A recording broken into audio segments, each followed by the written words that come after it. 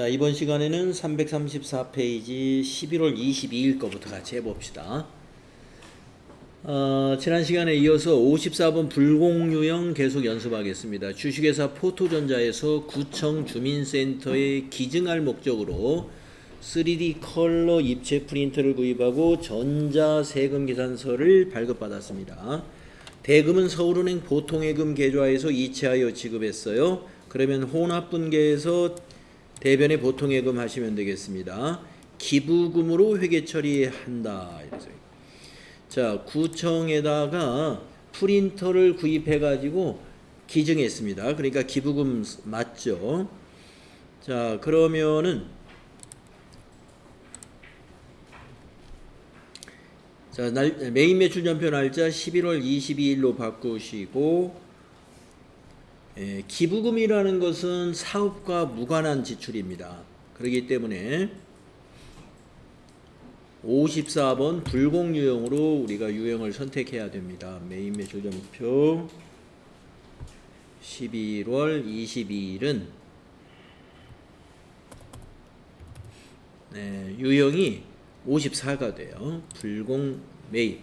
불공제 사유는 우리가 이제 기부금이라는 불공제 사유가 없어요. 여기 쭉 보시면. 그러면 어디에 해당되느냐? 사업과 관련 없는 지출이 됩니다. 기부금도. 그래서 번호로는 2번, 위에서 세 번째 거예요. 사업과 관련 없는 지출. 이렇게 하시고 품명에는 프린터 하시면 되겠네요. 프린터. 공급가에게는 200만원.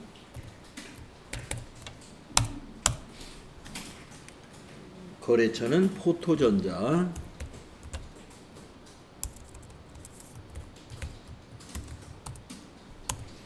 전자세금계산서를 발급받았죠. 1번 하시고 분계는 3번 혼합으로 분계하시고 상품을 기부금으로 바꾸셔야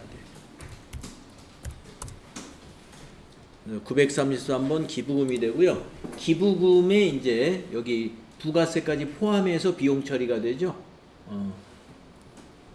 접대비와 마찬가지로. 자, 이제 대변을 입력합니다. 대변은 보통예금에서 프린터 대금을 결제했습니다. 103번 보통예금. 금액은 220만원. 탭키 눌러서 거래처를 서울은행 보통으로 고쳐야 됩니다. 서울은행 보통. 이렇게 고쳐줘야 되겠다.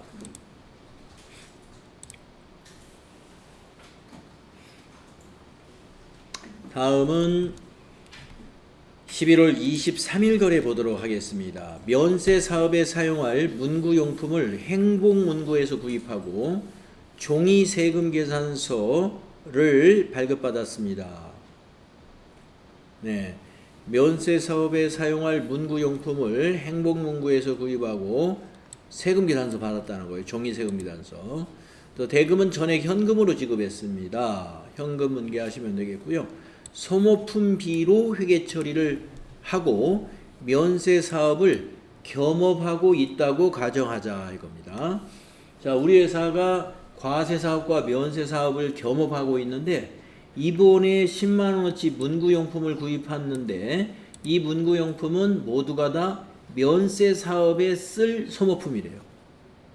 문구용품이래요. 면세 사업에서만 사용할 문구용품. 그러면 면세 사업에 사용되는 그 문구용품을 구입하고 세금계산서를 받았습니다. 매입세 공제 받을 수 없는 세금계산서예요. 그래서 11월 23일 거 54번 불공으로 입력합니다. 자, 입력을 해볼까요? 11월 24일로 날짜 바꾸시고 유형은 54번 11월 23일인가요? 11월 23일이네요. 23일 유형은 54번 불공. 이번에 불공제 사유는 면세 사업과 관련된 분이라는 거 있죠? 4번이요. 면세 사업과 관련된 분 선택. 자, 품명에는 문구용품이라고 하시고 공급가액은 10만원, 거래처가 행복문구, 종이계산서이므로 전자세금란은 비워두시고요. 분계가 소모품비로 처리하고 그 다음에 현금으로 지급했으므로 1번 현금 분계하시면 되겠습니다. 출금전표 대변에 현금 됐고요. 차변을 소모품비로 하시는데 판매관리비로 하시면 돼요. 830번 소모품비, 830번 소모품비 비용 발생, 대변에 현금 자산 감소. 네, 이렇게 하시면 되겠습니다.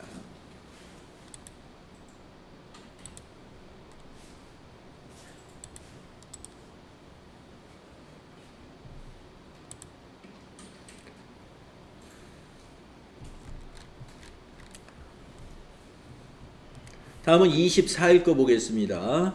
본사 신축용 토지 취득을 위한 법률 자문 및 등기 대행 용역을 대한법무법인으로부터 제공받고 전자세금계산서를 발급받았다. 대금은 전액 현금으로 지급하였다. 이런 거래입니다. 자, 토지 취득을 위한 자문과 등기 대행입니다. 그러면 우리가 이건 토지의 취득원가로 포함시켜야 돼요. 토지의 자본적 지출이라고 합니다. 이런 지출을 우리가 토지 취득과 관련된 지출을 토지의 자본적 지출,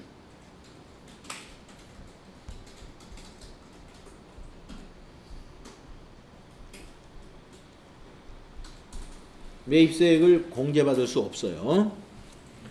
세금 계산서를 받았잖아요. 그래서 54번 불공으로 하고요. 대금은 전액 현금 지급했으니까 현금 분계해 보도록 하겠습니다. 12월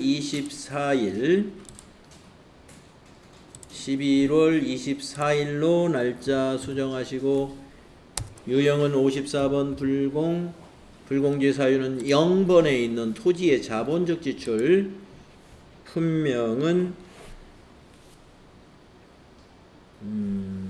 법률 자문 및 등기 대행, 등기 대행만 쓰겠습니다. 공급가액 100만원,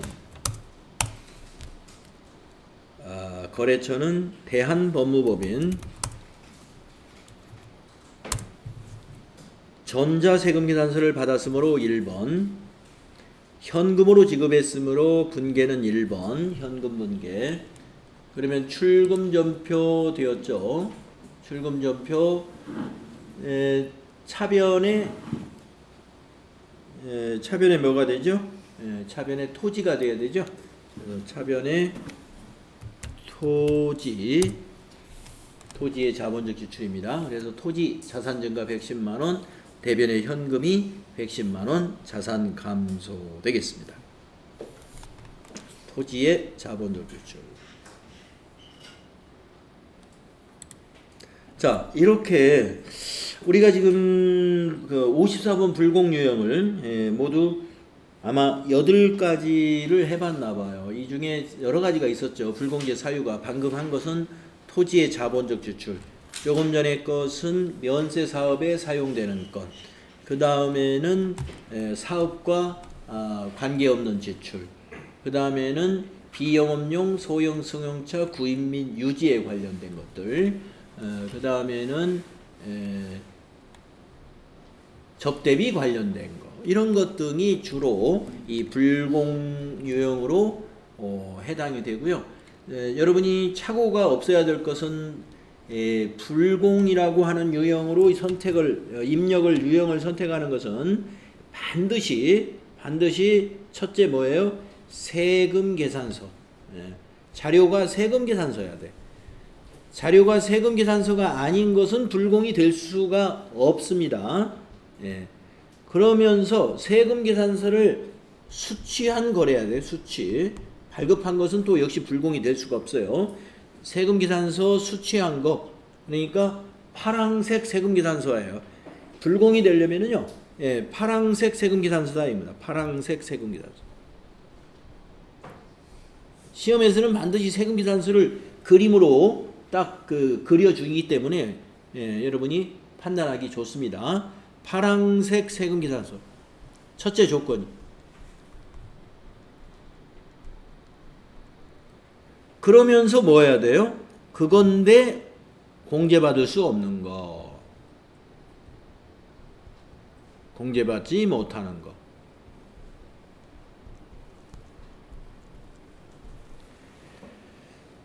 네, 그래서 54번 불공에서 가끔 틀리는 이유가 이 두 가지를 보지 않고 판단을 잘못하는 경우. 예를 들어보겠습니다.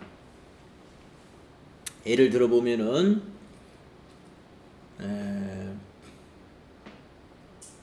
마지막 문제 11월 14일 건도 마찬가지예요. 대한법무법인으로부터 법률 토지 취득과 관련 법률 자문이나 자문과 등기 대행을 제공받고 법인카드로 결제했다. 공급가액 100만 원에 세액 10만 원. 이렇게 만약에 문제를 냈다면 이것은 일반 전표에다 입력을 해야 돼요. 네, 일반 전표에. 왜냐면 자료가 첫째, 자료가 세금계산서가 아니에요. 네, 자료가 반드시 파란색 세금계산서여야 돼요. 그래서 이것은 그냥 일반 전표에다가 차변에 토지 110만 원, 대변에 신용카드 결제니까 미지급금 110만 원. 이렇게 일반 전표에다 토지로 처리하면 됩니다. 메인 매출 전표에 입력하게 되면 이게 부가가치세 신고에 반영이 돼가지고 부가가치세 신고서에 반영이 되는데 54번 불공이 되려면 반드시 세금계산서가 있어야 돼. 이게 세금계산서하고 안 맞겠죠. 자료가 세금계산서가 아니기 때문에. 그래서 불공, 여러분이 54번 불공 요형으로 입력한다는 것은 두 가지를 확인해라 이거예요. 첫째가 파란색 세금계산서, 즉 매입 세금계산서를 수취했는가 했는가. 두 번째가 그것 중에서 공제받지 못하는 건이다. 이렇게 정리하겠습니다. 그리고 이제 공제받지 못하는 건은 거의 다 지금 유형상사에서 여기 1번부터 8번 사이에 거의 다 나왔어요. 토지의 자본적 지출, 그 다음에 면세 사업에 관련된 거, 그 다음에 기부금 관련된 거, 그 다음에 대표이사 개인적으로 사용하는 사업과 관련이 없는 지출, 그 다음에 개별 소비세에 해당되는 승용차 관련된 거, 그리고 접대비 관련된 거, 이런 것 등이 되겠다. 자, 다음은 11월 25일 유형을 보겠습니다. 11월 25일은 매입 신용카드 영수증이 있다는 거예요. 매입 신용카드 영수증을 수취했다 이거예요. 법인카드로 뭔가를 구입했을 때 매입 신용카드 영수증이 있는 거죠. 영업부 직원이 출장 시 조선호텔에서 숙박비를 삼성카드로 결제하고 신용카드 영수증을 수취해왔다. 매입세 공제 요건은 충족됩니다. 이랬습니다. 네, 그러면은 매입세 공제 요건이 충족되는 신용카드 영수증이라는 걸 뭘 말하는 걸까? 이 신용카드 영수증을 발급한 발급 회사가 간이과세자가 아니어야 돼요. 일반 과세자여야 됩니다. 간이과세자가 발급한 신용카드 매출전표는 공급가액과 부가세가 나누어져 있지 않아요. 구분이 안 돼 있습니다. 그래서 매입세 공제 요건이 충족한 신용카드 매출전표다라고 하면은 신용카드 매출전표를 발급한 발급한 사업자는 일반 과세자입니다. 이런 얘기입니다. 그리고 거기에는 공급가액과 부가가치세가 구분해서 표시가 되어 있다. 이렇게 볼 수가 있어요. 자, 여기는 호텔이니까 당연히 간이과세자는 아니겠죠. 그래서 매입세액 공제 요건이 충족한 신용카드 매출 전표를 수취했다. 그렇다면은 매입세액을 공제받을 수가 있다 이겁니다.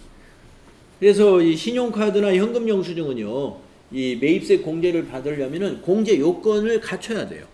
현금 영수증이나 신용카드에 공급가액, 부가세 구분되어 있어야 됩니다. 구분되어 있어요. 그럼 구분이 안 되는 사업자도 있느냐? 있죠. 구분이 안 되는 사업자. 네. 첫째, 간이과세자. 둘째, 면세사업자. 예, 면세사업자는 당연히 세금이 없으니까 세금을 구분해서 발급해서는 안 되죠. 그래서 간이과세자나 면세사업자가 발급한 신용카드 매출 전표나 현금 영수증에는 공급가액, 부가세가 구분되어 있지 않다. 자, 그러면 이제 이런 거래는 우리가 유형을 57번 유형으로 입력합니다. 자, 입력할까요? 11월 25일로 날짜 수정하시고 11월 25일로 수정하시고 유형은 57입니다. 자, 신용카드사는 어디가 되느냐? 삼성카드죠. 삼성카드 확인하시고 품명에다가는 숙박비 하셔야 되겠네요. 숙박비. 공급가액에는 16만 5천 원. 부가세 포함해서 16만 5천 원. 공급 대가로 입력하면은 공급가액과 부가세가 이렇게 나누어지죠. 거래처는 조선호텔. 전자세금 아니기 때문에 비워두시고 분계는 카드 매입이니까 4번 카드 분계합니다. 네, 그렇게 되면 매입 카드의 경우에 미지급금으로 분계가 자동으로 만들어지고요. 거래처는 카드사가 됩니다. 삼성카드 아까 카드사를 선택했기 때문에 여기에도 제대로 거래처가 카드사로 바뀌어 있고요. 그 다음에 부가세 대급금 매입세 공제 받아야 되니까 15,000원 차변해 왔고요. 상품이 아니고 여비교통비가 돼야 되겠네요. 출장 시 숙박비는 여비교통비입니다. 영업부 직원이 출장 갔으니까 812번 여비교통비가 됩니다. 확인.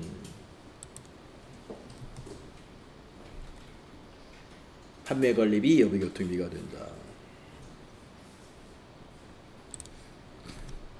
다음은 11월 26일 거래를 또 보겠습니다. 주식회사 포토전자에서 본사 매장에서 사용할 공기청정기 공급대가 110만원을 구입하고 삼성카드로 결제하였다. 매입세 공제 요건은 충족한다 라고 되어 있습니다. 네. 자, 매장에서 사용할 공기청정기니까 매입세 공제가 되죠. 비품이죠. 비품.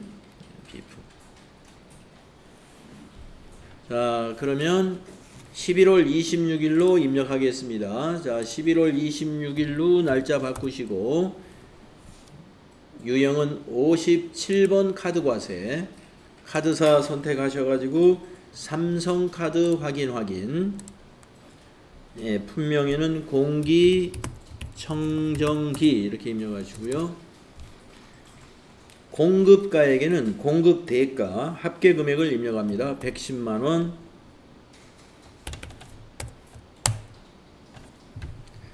거래처는 포토전자가 거래처가 됩니다.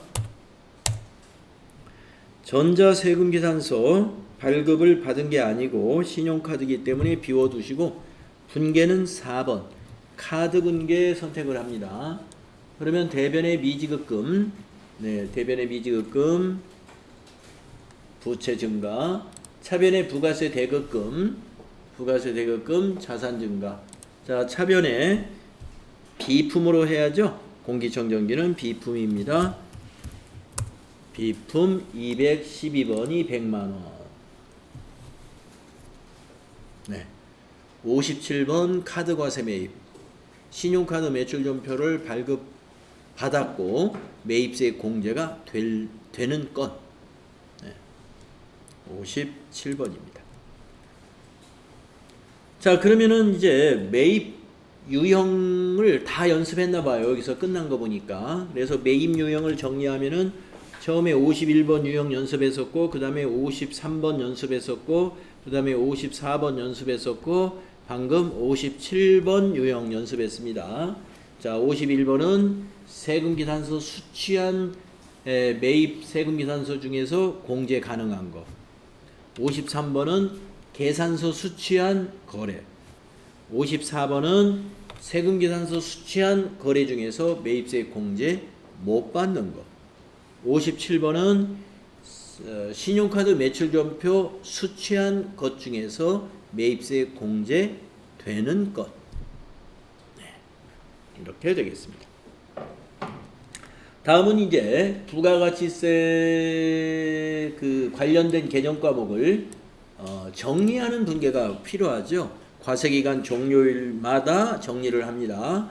1기 예정은 3월 31일 날, 1기 확정은 6월 30일 날, 2기 예정은 9월 30일 날, 2기 확정은 12월 31일 날 부가가치세 관련되는 개정, 즉 부가세 대급금과 부가세 예수금을 서로 정리하죠. 자, 이번에는 6월 30일 걸 정리해 보겠습니다. 자, 6월 30일 제1기 확정 신고 기간에 부가가치세 신고서를 조회하여 6월 30일 부가가치세 납부세액에 대한 회계 처리를 일반전표에 입력하시오. 단 납부할 세액이면 미지급 세금 부채로 인식하고 회계 처리하고 거래처 코드도 입력해라는데, 거래처 코드는 미지급 세금의 거래처 코드는 관할 세무서가 됩니다. 자, 그러면 부가가치세 신고서를 조회해서 개정 과목 3개 찾는 거 아시죠? 네, 찾아가 보겠습니다. 자, 부가가치세 신고서를 작성해 보세요. 자, 1기 확정이면은 4월부터 6월로 기간을 입력합니다. 기간은 4월 엔터 6 엔터 하면은 작성이 되죠. 네, 정기신고에 저장된 데이터 불러옵니다. 이거는 백데이터로 저장을 해놨습니다 하는 얘기예요. 확인해서 저장된 걸 불러내는데, 이렇게 출판사에서 마감까지 해가지고 딱 저장을 해놓은 겁니다. 확정신고 때는 우리가 이것도 좀 봐주셔야 돼요. 경감공제세액에 주로 FAT 1급 시험에 나올 만한 경감공제세액은 그 밖에 경감공제세액의 18번에 있는 여기에 전자신고 세액공제 10,000원이 있는가 없는가, 이걸 보셔야 됩니다. 네, 없죠. 자, 그러면 개정과목 3개가 뭐였어요? 여기 있는 매출세, 이거는 개정과목이 뭐였죠? 부가세 예수금이었죠. 네. 그 다음에 여기 있는 매입세, 개정과목이 부가세 대급금이었죠. 부가세 대급금. 그 다음에 여기 차감세 양수니까 이게 미지급 세금이었죠. 요 3개의 숫자를 개정 과목을 정확하게 구분해 가지고 일반전표에 6월 30일자로 입력을 하면 되는 것입니다. 자, 그러면 매출세액부터 복사를 해 가지고 가겠습니다. 자, 매출세 여기 셀을 클릭하시고 컨트롤 C, 네, 복사를 떴습니다. 일반전표로 가보세요.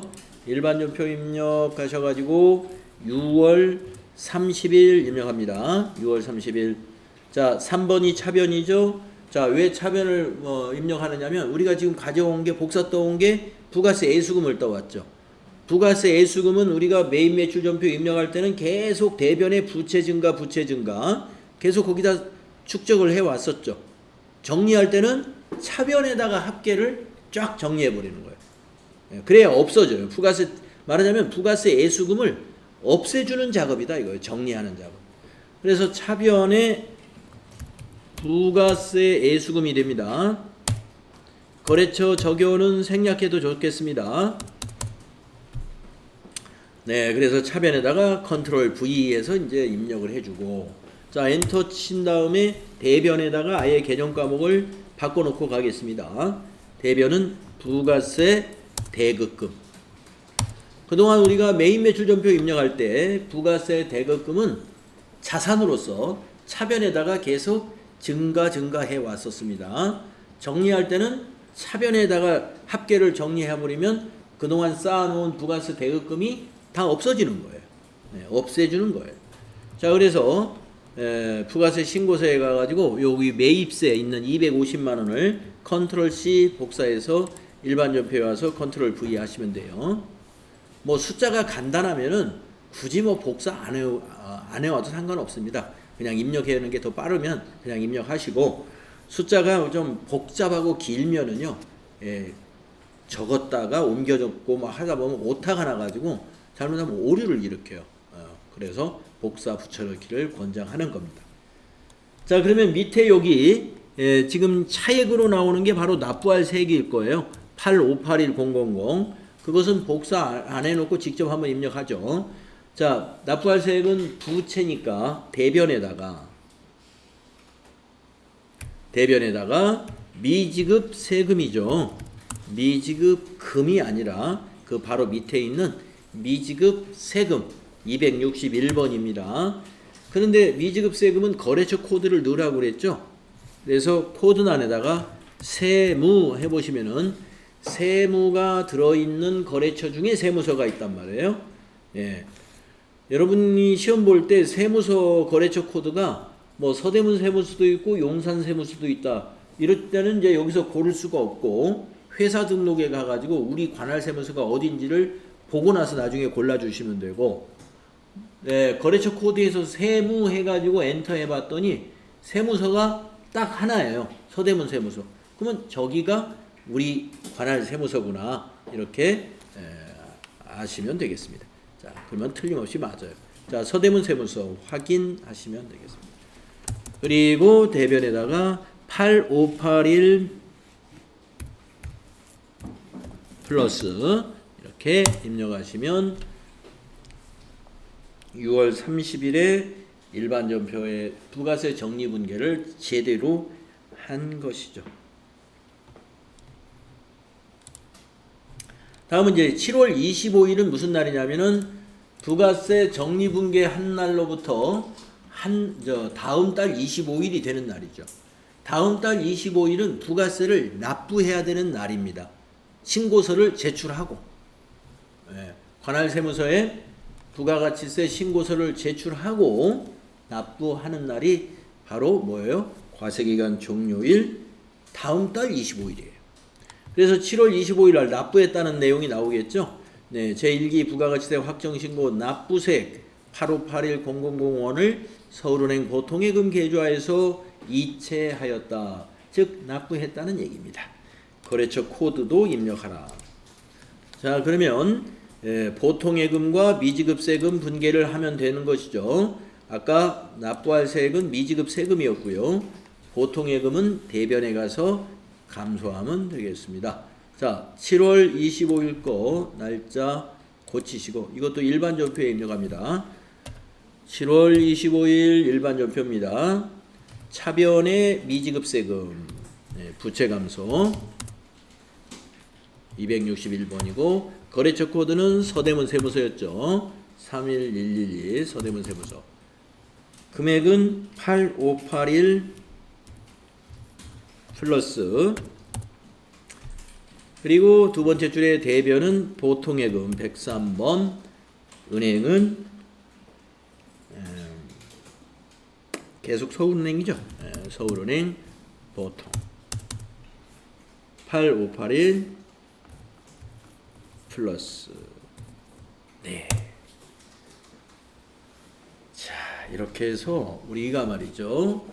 앞에서 3일 패션에 이어가지고 이 유형 상사를 통해서 메인 매출 전표의 유형 모두 7가지 유형을 연습했습니다. 7가지 유형 연습. 매출의 3가지 유형, 매입의 4가지 유형, 그리고 부가가치세 정리까지 반복 연습했고요.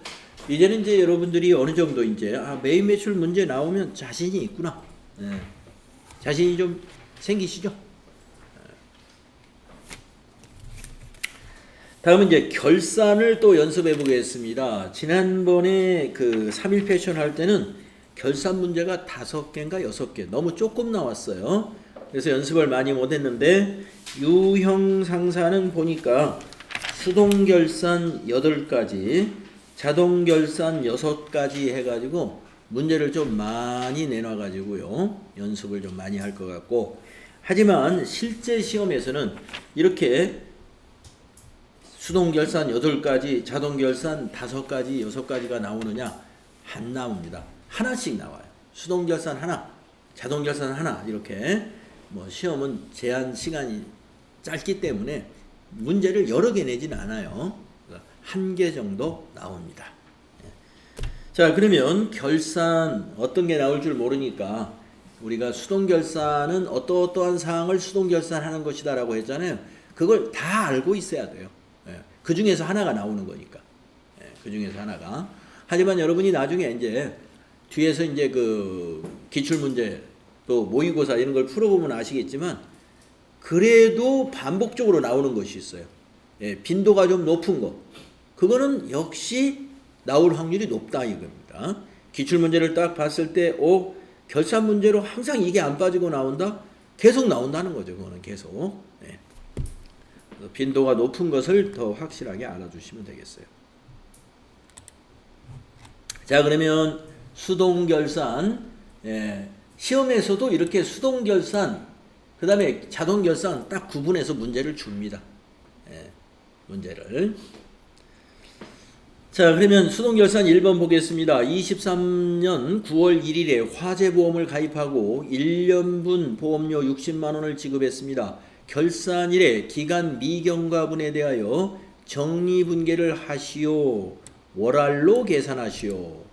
네, 월 계산하라는 얘기입니다. 월알 계산이라는 것은 만약에 보험을 9월 10일 날 만약에 보험에 가입했다라고 하더라도 9월 10일이면 9월 달 보험료 20일치만 일수로 계산해야 되지 않나요? 그걸 하지 말고 9월 10일이든 9월 20일이든 그냥 9월 한 달로 본다. 이게 월할 개념이에요. 일할로 계산하시오 하면은 일수로 따지는 거예요.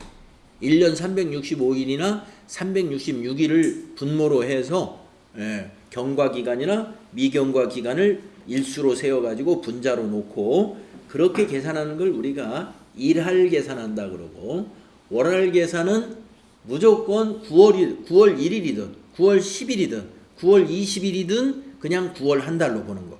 그게 월할 계산입니다. 월할 계산이 간단하겠죠. 그러니까 일할 계산은 일일이 카렌다 보고 1월은 며칠, 2월은 며칠 이렇게 날짜 수를 헤아려야 돼요. 자, 그러면 9월 1일에 보험에 가입했는데 전부 다 뭘로 처리했어요? 보험료. 한번 볼까요? 보험료를 처리했는지. 자, 일반전표 9월 1일 거 한번 조회해 보겠습니다. 자, 일반전표 입력에 가셔가지고 날짜를 9월 1일 날 날짜를 한번 입력해 볼래요? 보험료 나간 게 있나요? 60만 원짜리 보험료 전표가 있습니다. 여기 보시면 전부 뭐예요? 800번대 보험료로 처리했죠. 도소매 업이니까 당연히 다 800번대일 겁니다. 자, 그런데 9월 1일 날 가입을 했으면 보험 기간이 지금 9월부터 내년도 8월 말까지겠죠.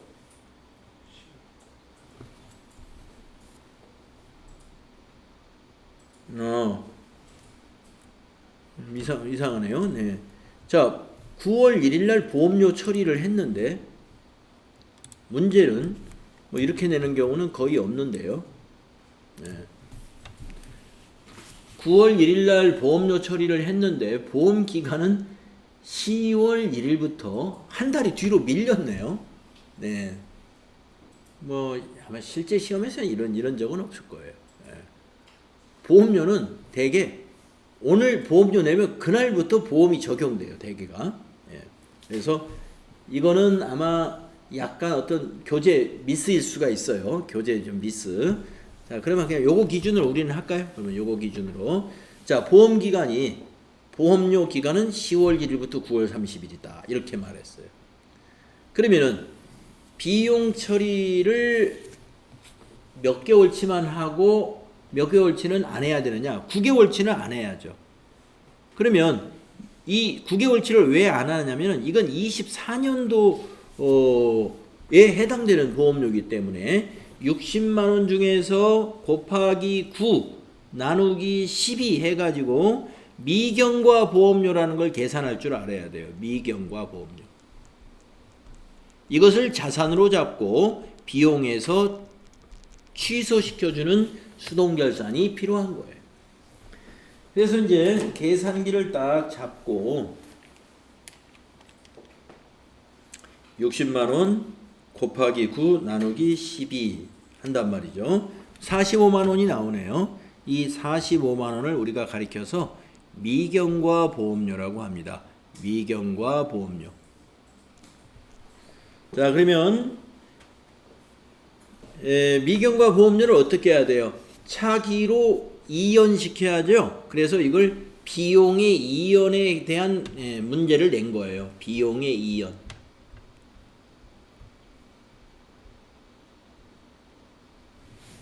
비용의 이연. 자, 그러면 입력을 하겠습니다. 45만 원 아까 계산한 거를 12월 31일 일반전표에다가, 자, 일반전표 12월 31일 차변의 선급비용입니다. 선급비용 45만 원 자산 잡고, 대변의 보험료 821번 보험료 45만 원 비용 취소. 비용 취소. 자, 자산 증가 비용 취소. 이걸 우리는 비용의 이연 작업이라고 합니다. 비용의 이연. 자, 월할 계산 먼저 정확히 하고 미경과 보험료를 월할로 계산한 다음에 그 비용을 취소시키고 자산 잡는 비용의 이연. 차변이 선급비용, 대변에는 보험료. 만약에 이게 임차료라면 차변의 선급비용, 대변에는 임차료. 선급비용은 항상 고정이에요. 근데 이제 그것이 보험료면 보험료 취소시키고, 그것이 임차료면 임차료 취소시키고, 그것이 이자 비용이면 이자 비용 취소시키고, 이렇게 비용 개념 과목은 달라질 수 있지만 차변에 오는 것은 이때 항상 선급 비용이 옵니다. 다음에 두 번째 거 어떤 거래냐? 12월 31일 현재 단기 차입금에 대한 기간 경과분 이자 30만 원이 장부에 미계상되었다. 자, 기간 경과분 이자 차입금이니까 이자 비용이라는 말이죠. 이자 비용이라는 얘기입니다. 그쵸? 이자 비용. 그러면 이자 비용이 장부에 미계상되어 있다 이겁니다. 그러면 결산 때 이자 비용을 어떻게 해야 돼요? 계상시켜야죠. 발생시킨다 이겁니다. 이자 비용을 발생시킵니다. 그런데 왜 미계상되었을까요? 지급할 때가 안 되었기 때문에 지급하는 날 현금 지급하는 날 계상할 건데, 우리가 지금 결산 때는 기간 경과된 것을 모두 조사를 한단 말이에요. 그래서 30만 원을 확인했어요. 그러면 차변의 이자 비용, 대변이 뭐예요? 미지급 비용. 자, 그러면 12월 31일 일반 전표에 차변의 이자 비용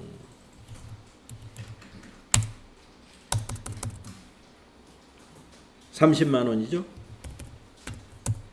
대변의 미지급 비용. 미지급 금 하면 안 됩니다. 미지급 비용입니다. 이런 거래입니다. 우리가 이런 거래를 우리가 뭐라고 했었냐면은 비용의 예상이라고 그러죠. 비용의 예상. 조금 전에 1번은 뭐였어요? 비용의 이연이라고 한다 그랬죠? 비용의 이연. 지금 이 거래는 비용의 예상입니다. 자, 분계 문제 여러 개 있으니까요. 좀 쉬었다가 다음 시간에 3번부터 같이 또 해보도록 하겠습니다.